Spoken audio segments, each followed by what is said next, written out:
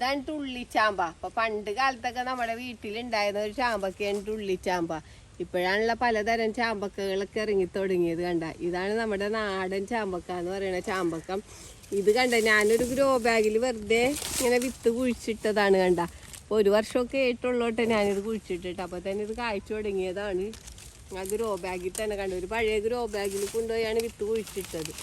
അപ്പം വിത്ത് കുഴിച്ചിട്ടിട്ട് ഇപ്പം ഈ വർഷം ഇത് കായ്ക്കുകയും ചെയ്ത്. കണ്ട, അപ്പോൾ ഇതിങ്ങനെ കായ്ച്ചെടുക്കണം നോക്കിയാൽ നല്ല ഭംഗിയാണ്. നല്ല പുളിയാണ് ഈ ചാമ്പക്കക്ക്.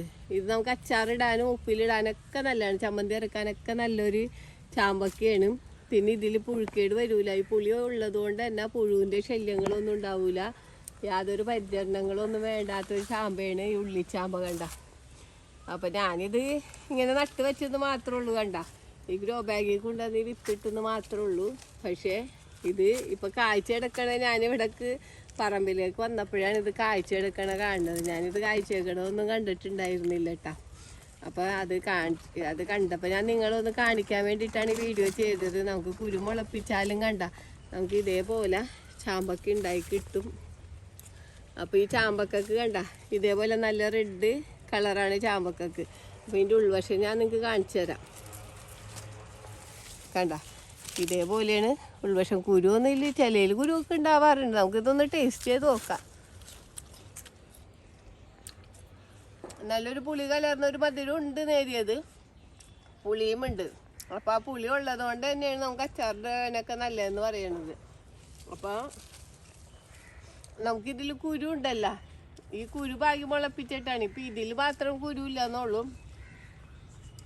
ഇതിൻ്റെ മിക്ക ചാമ്പക്കയിലും കുരു ഉണ്ടാകാറുണ്ട്. അപ്പോൾ നമുക്ക് ആ കുരു പാകി മുളപ്പിച്ചിട്ട് നമുക്ക് ഇതേപോലെ നട്ടുകൊടുത്താൽ മതി. അല്ല എങ്കിൽ ഇതിൻ്റെ കമ്പ് ഈ വർഷക്കാലത്ത് കമ്പ് ഒടിച്ച് കുത്തിയാലും നമുക്ക് ചാമ്പക്ക ഉണ്ടാവും കേട്ടോ.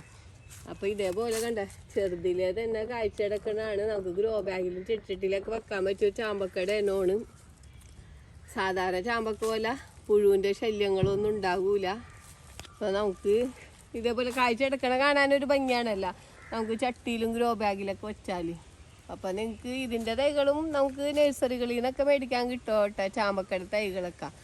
അപ്പോൾ എല്ലാവരും ഈ ചാമ്പക്കയുടെ തൈയൊക്കെ മേടിച്ച് വെക്കുക. കാരണം ഈ ചാമ്പക്ക നമുക്ക് അച്ചാറിടാൻ, പുളി ഉള്ളതുകൊണ്ട് അച്ചാറിടാനൊക്കെ നല്ലതാണ്. അപ്പോൾ പിന്നെ കഴിക്കാനും വലിയ കുഴപ്പമൊന്നുമില്ല.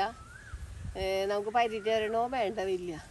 വല്ല ചാരോ എന്തെങ്കിലുമൊക്കെ ഇട്ടുകൊടുത്താൽ മതി. ചാരോ ചാണകപ്പൊടിയൊക്കെ ഇട്ടുകൊടുത്താൽ മതി. പിന്നെ വേനൽക്കാലത്ത് വാടുമെന്ന് തോന്നുമ്പോൾ കുറച്ച് വെള്ളം ഒഴിച്ച് കൊടുത്താൽ മതി. സ്ഥിരമായിട്ട് നമ്മൾ നനക്കണമെന്നൊന്നുമില്ല. വളങ്ങൾ ഇതേപോലെ ചാണകപ്പൊടി ചാരമൊക്കെ ഇട്ട് കൊടുത്താൽ തന്നെ നമുക്ക് നല്ല രീതിയിൽ തന്നെ ചാമ്പക്ക ഉണ്ടായി കിട്ടും. അപ്പോൾ നമ്മൾ മറ്റുള്ള ചാമ്പകളൊക്കെ മേടിച്ച് വെക്കണ കൂട്ടത്തിൽ ഈ ഒരു ഉള്ളിച്ചാമ്പയുടെ തൈയും കൂടി മേടിച്ച് വെക്കണം. ഈ വീഡിയോ പറ്റി എന്തെങ്കിലും അഭിപ്രായങ്ങളോ സംശയങ്ങളോ ഉണ്ടെങ്കിൽ വീഡിയോക്ക് താഴെ കമൻറ്റ് ചെയ്യുക. വീഡിയോ ഇഷ്ടപ്പെട്ടാൽ ലൈക്ക് ചെയ്യുക. വീഡിയോ ഇഷ്ടപ്പെട്ടാൽ ഷെയർ ചെയ്യുക.